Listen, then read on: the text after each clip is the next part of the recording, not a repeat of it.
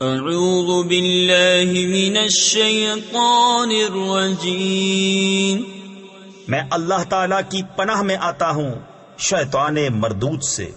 بسم اللہ الرحمن الرحیم، اللہ کے نام سے شروع جو نہایت مہربان رحم والا۔ اقرأ باسم ربک الذی خلق، خلق الانسان من علق، اقرأ وربک الاکرم الذی علم بالقلم، علم الانسان ما لم يعلم۔ پڑھو اپنے رب کے نام سے جس نے پیدا کیا، آدمی کو خون کی پھٹک سے بنایا۔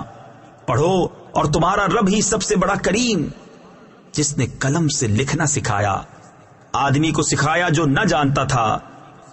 کلا ان الانسان لیطغی ان رآہ استغنی، ان الى ربک الرجعی، ارأیت الذی ینہی عبدا اذا صلی۔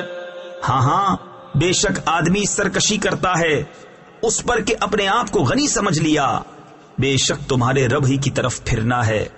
بھلا دیکھو تو جو منع کرتا ہے بندہ کو جب نماز پڑھے۔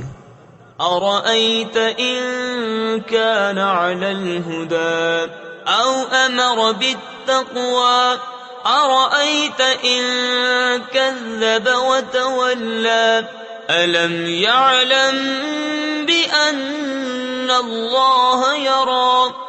بھلا دیکھو تو اگر وہ ہدایت پر ہوتا یا پرہیزگاری بتاتا تو کیا خوب تھا۔ بھلا دیکھو تو اگر جھٹلایا اور منہ پھیرا تو کیا حال ہوگا۔ کیا نہ جانا کہ اللہ دیکھ رہا ہے۔